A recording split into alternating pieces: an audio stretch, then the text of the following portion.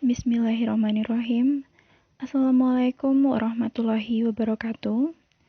Saya Charlie Ovian, mahasiswa jurusan Fisika Universitas Andalas, Kota Padang, dengan nomor induk mahasiswa 1710441024. Video ini saya buat untuk menyelesaikan salah satu tugas mata kuliah fisika, yaitu vulkanologi, dengan dosen pengampu yaitu Bapak Ardian Putra MSI. Saya akan membawakan topik yang berhubungan dengan mata kuliah vulkanologi, yaitu letusan Gunung Tambora pada tahun 1815.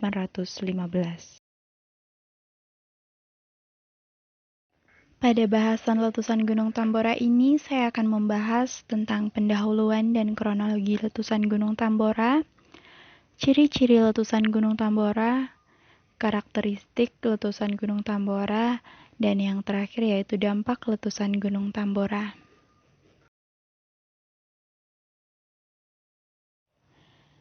Langsung saja saya akan membahas pendahuluan dan kronologi letusan Tambora.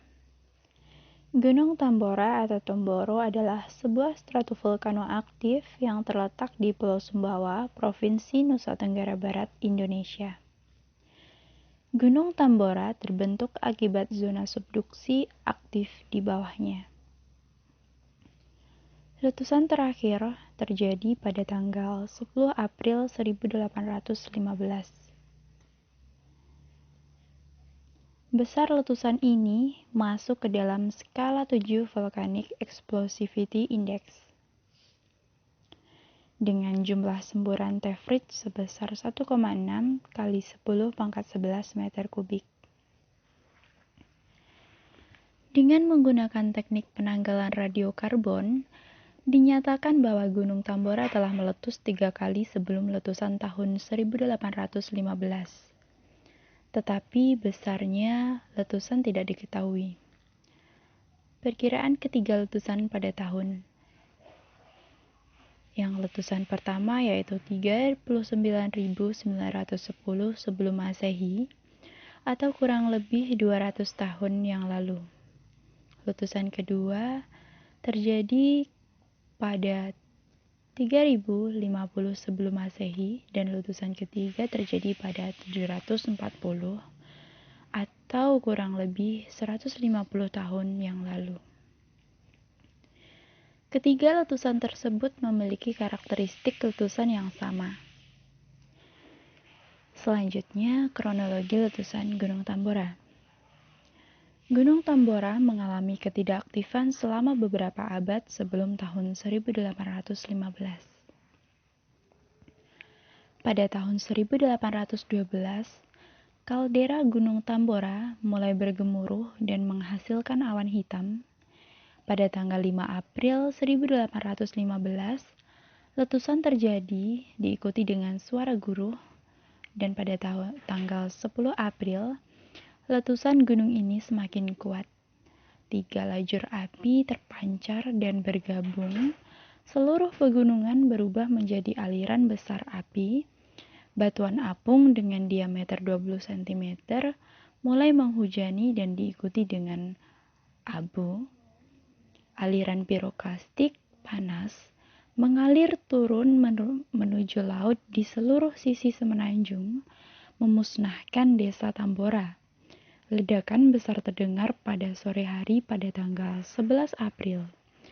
Abu menyebar sampai Jawa Barat dan Sulawesi Selatan. Bau nitrit tercium di Batavia, dan hujan besar yang disertai dengan abu tefrit jatuh, dan akhirnya reda antara tanggal 11 dan 17 April 1815.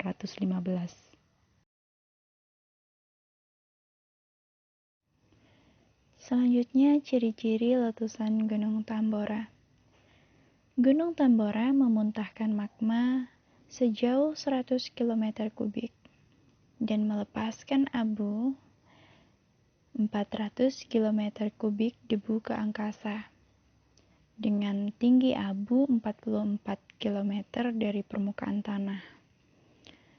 Lontaran abu sejauh 1.300 km.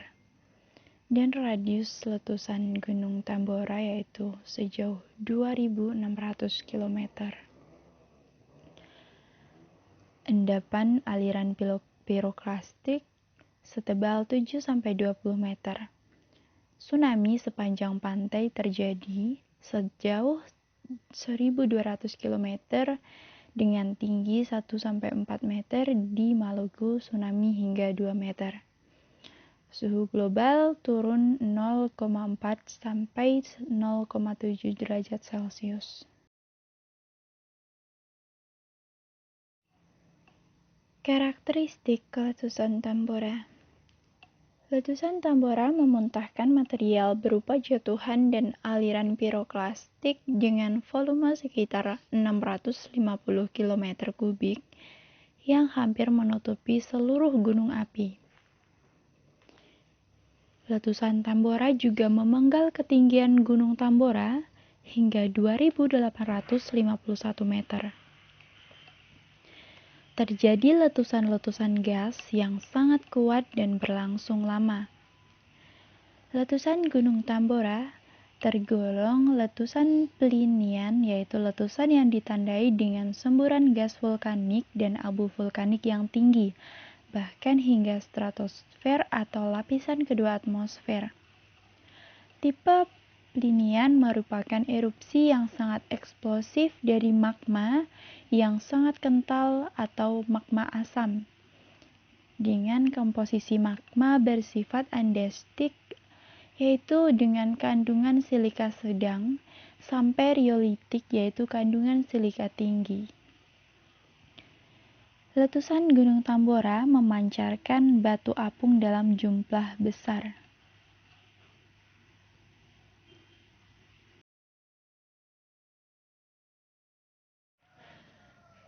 Yang terakhir yaitu dampak letusan Gunung Tambora.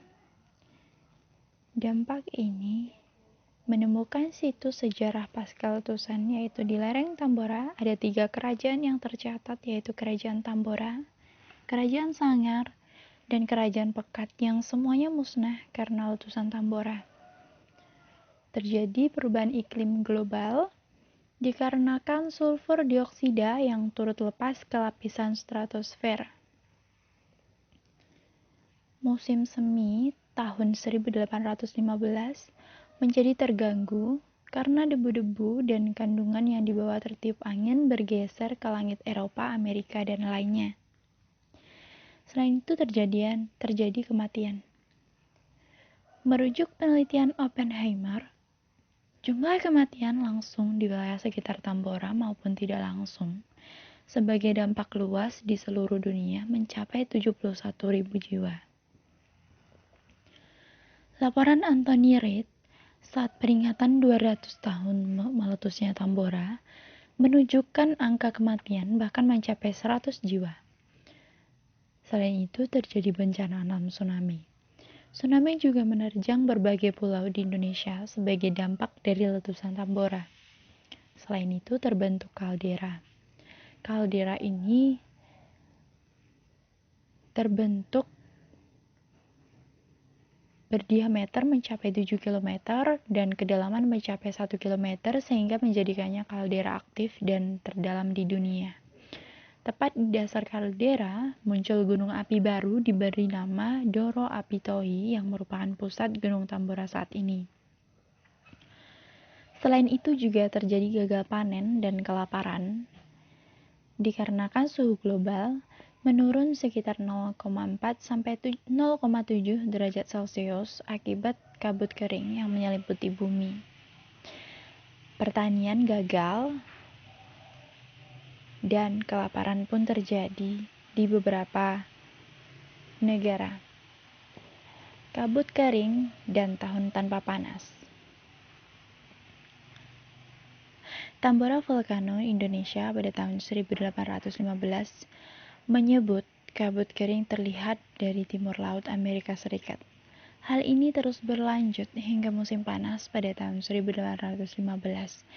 Di belahan bumi utara terjadi kondisi cuaca ekstrim hingga disebut peristiwa tahun tanpa musim panas pada tahun 1816 karena Eropa menjadi gelap.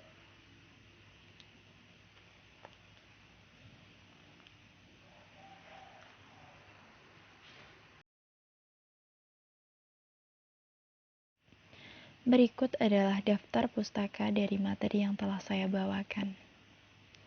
Akhirnya selesai. Saya mohon maaf jika ada kesalahan atau kekeliruan dalam penulisan maupun perkataan maupun materi yang telah saya bawakan. Saya undur diri. Wassalamualaikum warahmatullahi wabarakatuh.